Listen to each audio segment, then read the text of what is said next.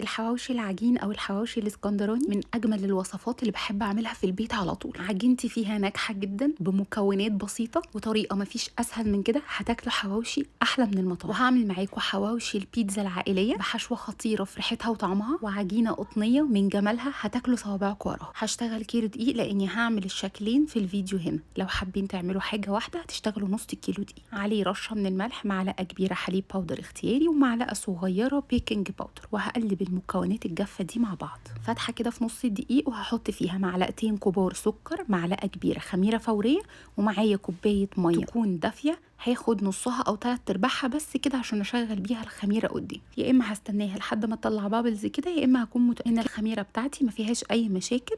هشتغل على طول. معلقه كبيره من الزبادي، عليها نص كوبايه من زيت النباتي، ممكن استخدم زيت زيتون عادي خالص مفيش مشكله، وهقلب المكونات السايله بتاعتي. هضيف بقيه كوبايه الميه اللي انا استخدمت منها في الاول عشان اشغل الخميره، واقلب الدقيق بالميه.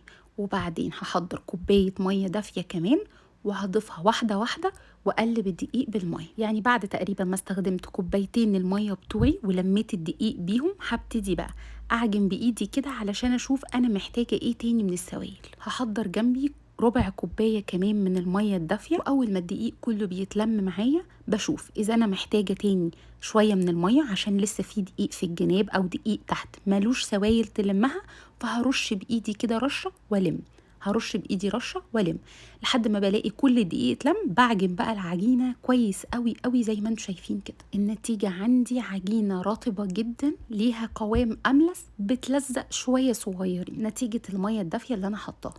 هحطها بقى على رشه زيت بسيطه كده وهغلفها بالزيت من فوق ومن تحت كده، وهغطيها كويس لحد ما تتخمر ويتضاعف حجمها. وفي الوقت ده هحضر الحشوه بتاعتي. معايا نص كيلو من اللحمه المفرومه، هضيف عليها بصلتين حجم وسط انا مقطعاهم ناعم خالص، او ممكن اضربهم في الكبه بس ما يفقدوش السوائل بتاعتهم. فلفل احمر، فلفل اخضر، شويه من البقدونس، بهاراتي بهارات لحمه وفلفل اسود، شويه من البابريكا وشويه من الشطه لو انا بحبه حار، وهظبط الملح بتاعي. كده الحشوه بتاعتي جاهزه.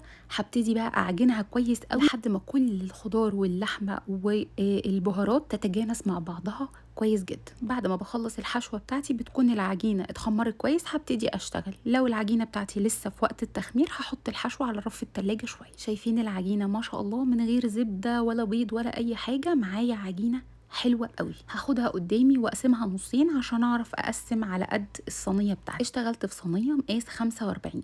دي بيتزاية كانت كبيرة، قسمت لها قطعتين من العجين كبار جدا اللي هي قطعة من تحت وقطعة من فوق، واخدت بقية العجينة وقسمتها على قد حجم السندوتشات الحواوشي اللي انا عايزة اعملها بالطريقة التانية. حابين تصغروا حجم الحواوشي اللي انا هعمله دلوقتي معاكم، تقدروا تعملوا كل قطعة من دي قطعتين، يعني يبقوا 4 سندوتشات حواوشي. الصينية بتاعتي همسحها مسحة زيت كويس جدا، وهاخد اول قطعة بعد ما ارتاح وابتدي افردها في قاعدة الصينية. هلاقيها بتتفرد بكل سهولة لانها خمرانة كويس جدا. هاخد قطعة من الحشوة وابتدي اوزع بالشكل ده على العجين بتاعي. هنوزع كده بدون ما نضغط جامد قوي علشان ما اعملش فراغات في العجينة من تحت، واوصل لحد الاطراف بالحشوة عادي مفيش اي مشكلة. خلصت طبقة الحشوة بتاعتي، هبتدي اخد الجزء التاني من العجينة وافرده قدامي على رشة من الدقيق بسيطة، ومش بفردها قوي عشان اعرف انقلها واغطي بيها الفطيرة بتاعتي. هاخدها بقى واحطها على الحشو بتاعي من فوق.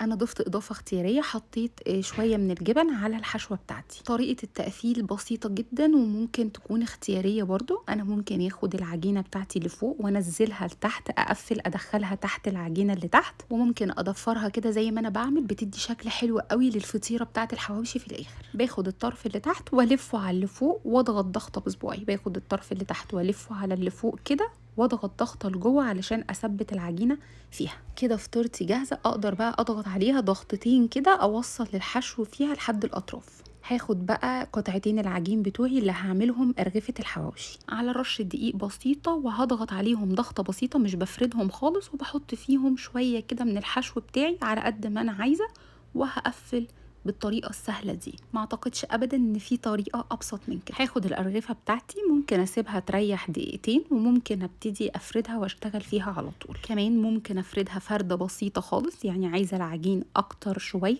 او ممكن افردها كويس جدا واخلي العجين سمكه رقيق خالص والحشو كتير فيها ومتوزع كويس. بس اخد بالي عشان ما تتقطعش مني، يعني ما افردش قوي برضو. على الصاج بتاعي فيه مسحه زيت بسيطه، وهحط الرغيف بتاعي بالشكل ده. هبتدي اعمل فتحات كده بالشوكه بتاعتي علشان الفطاير ما تقبش لفوق قوي، وبرده في نفس الوقت اللحمه بتاعتي تستوي كويس جدا. حاجتين عندي ممكن ادهن بيهم الوش، انا هدهن بسمنه بلدي او ممكن ندهن بزبادي، الاتنين صح جدا حسب بقى المتاح عندي واللي بحب استخدمه. الحواوشي العائلي بتاعي هحط عليه وش بيتزا، يعني هحط شويه جبن كده، خضار، فلفل بقى، زيتون، اي حاجه متاحه عندي وبنحبها، وكده هي جاهزه تمام خلاص. وممكن على الأرغفة العادية رشة سمسم مع رشة حبة البركة كده، يعني حاجة بسيطة خالص. نسخن الفرن على درجة حرارة 190 رف أوسط كويس جدا، وبعدين بدخل الفطاير بتاعتي بتتحمر من تحت كويس قوي، بشغل الشواية اديها اللون الأحمر من فوق، وبتطلع بغطيها بفوطة نظيفة 10 دقايق، بعدين بنبدأ نقدم. أنا نقلتها من الصينية بتاعتي في طبق التقديم عشان أوريكم طراوتها عاملة ازاي، ولونها من فوق ومن تحت ومستوية كويس جدا ازاي. حقيقي دي من أجمل المرات اللي ممكن تعملوا فيها حواوشي اسكندراني، أو زي ما قلنا عليه بقى حواوشي بيتزا. أنا قطعته وهو سخن جدا، نستنى عليه بس يهدى شوية علشان شكلها ما يتبهدلش مني وأنا بقطعها. الحشوة واصلة لحد الأطراف، مستوية كويس قوي، والعجينة كمان مستوية ومتحمرة حلو جدا، والأرغفة كمان اللي عملناها بكل بساطة وطريقة تقفيل سهلة طلع أجمل وأظبط من المطاعم، وطراوتها ما تتوصفش. قدموها مع شوية سلطة حياتي وشوية طحينة، واعزموا عليها الحبايب وحبايب الحبايب. أنا كده خلصت الحواوشي بتاعي النهاردة خلاص، متأكدة من سهولته وبساطته وقد إيه فتحت نفسكم عليه. هتقوموا تجربوه. ألف هنا وعافية على قلبكم وقلب ولادكم مقدما، ومع ألف سلامة.